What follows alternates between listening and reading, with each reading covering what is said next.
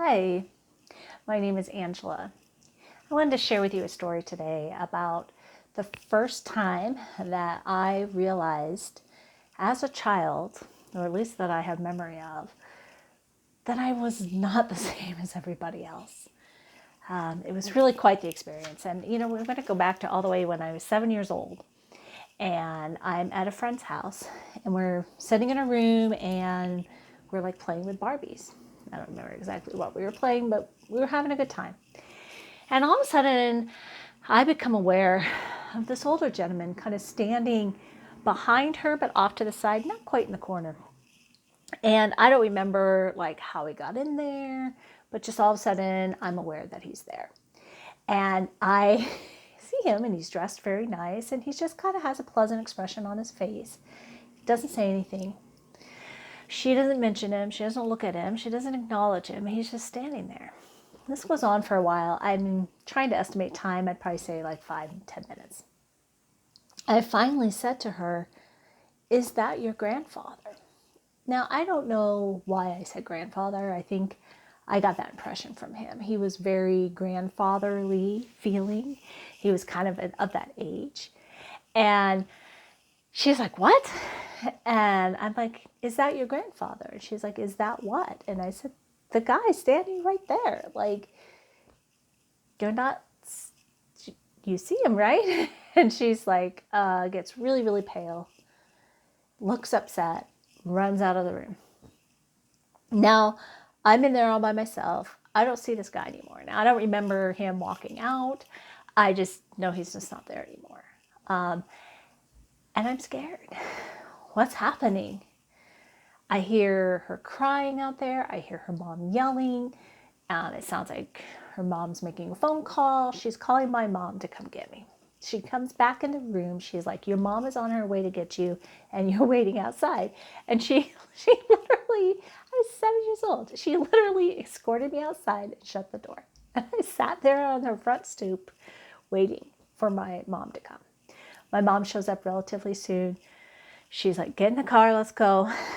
And she's like, "What happened?" And I told her that there was this man standing there and nobody was saying anything about him. And then everybody got upset, and I don't know what really happened, and I'm scared, and I don't know what I did wrong, and what do I do? And she's like, "Well, here's the thing.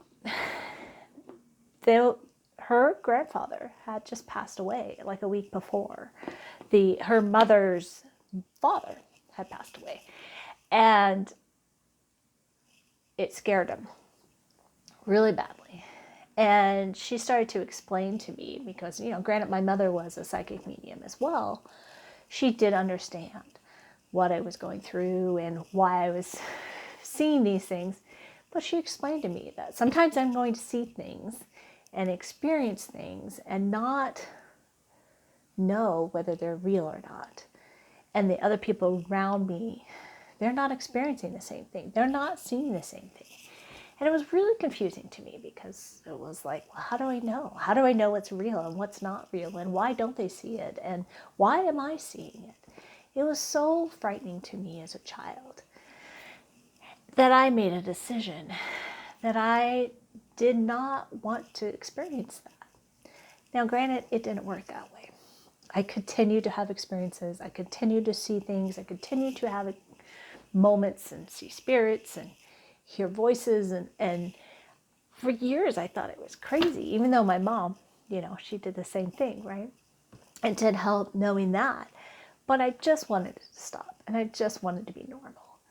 And I spent so many years of my life having these experiences and not really addressing them, not really engaging, trying to look the other way, trying to create boundaries, that I finally reached a point in my life where there was such a crescendo of experiences. And I'm talking, took into my 30s before I started to really accept that this is just who I am.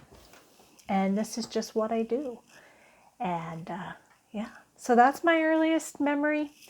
That was the aha moment where I realized, I am different. I am that weirdo next door. Thank you.